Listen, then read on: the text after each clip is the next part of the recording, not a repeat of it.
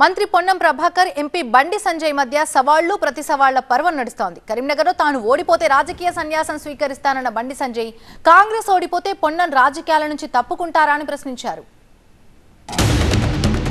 రాముడి పుట్టుక గురించి అక్షింతల గురించి మాట్లాడి నా తల్లి జన్మకు సంబంధించిన మాట్లాడి నేను సభ్య సమాజాన్ని కోరుతామని ఇలా జన్మనిచ్చిన తల్లి నా తల్లి కావచ్చు, ఇంకొకరి తల్లి కావచ్చు, రాజకీయాలు అడిగిన ప్రశ్న నియోజకవర్గ అభివృద్ధికి సంబంధించి అయితే అతను మాట్లాడిన మాట తల్లి జన్మను గురించి మాట్లాడుతూ ఉన్నాడు. సమాజం గమనించాలి. తల్లి పాత్ర ఎవరి తల్లి అయినా తల్లి.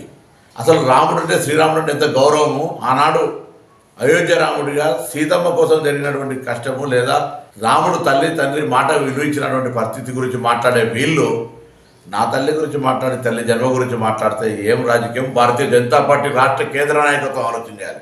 నేను వాళ్ళని అడుగుతా ఉన్నా, మీరు ఇటువంటి నాయకునికి, ఇటువంటి మాటలకు, ఇటువంటి డ్రామాకు మీరు సమర్థిస్తున్నా కూడా స్పష్టం చేయమని నేను బీజేపీ రాష్ట్ర అధ్యక్షుని అడుగుతా ఉన్నా. నీ సమాధికి కారణం కాబోతుంది బండి సంజయ్, జాగ్రత్త అనే మాట సందర్భంగా గమనిస్తానా.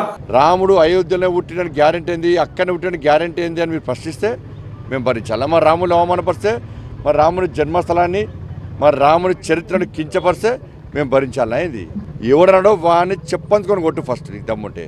ఇప్పుడు అడుగుతున్నా, ఎవరైతే ప్రశ్నించారో అసలు వాళ్ళ అమ్మకుంటే గ్యారెంటీ ఏంది? నరసమ్మ చెప్తానే కదా తెలిసేది. నేను చెప్తున్నా కదా, మా అమ్మకుంటే గ్యారెంటీ నరసమ్మ చెప్తానే తెలుసు. నీ జోలికి నచ్చినా? నా రాము జోలికి ఎందుకు వచ్చినాను? నా రాముని యొక్క జన్మస్థలాన్ని ఎందుకు కించపరిచే ప్రయత్నం చేస్తున్నారు? రాముల వారి అక్షింతలను ఎందుకు అవమానపరిచే ప్రయత్నం చేసినావు? అంటే నా రాముని ఎంత కించపరిచినా, మా ధర్మాన్ని, మా మనోభావాలు ఎంత కించపరిచినా మేము భరించాలా? నేనేమంటున్నా అంటే ఇదే వర్షన్ మీద నువ్వు ఎన్నికల్లో అభ్యర్థులు పెట్టు, చలో నేను దాని మీదనే మాట్లాడతాను. నేను రాముడి మాట అన్నీ మాట్లాడతా. ఈ ఎన్నికల్లో నేను ఓడిపోతే చలో నేను రాజకీయ సన్యాసం తీసుకుంటా. ఈ ఎన్నికల్లో కాంగ్రెస్ పార్టీ ఓడిపోతే నువ్వు రాజకీయ సన్యాసం తీసుకుంటావు చెప్పు, దాని సిద్ధమా చెప్పు నువ్వు.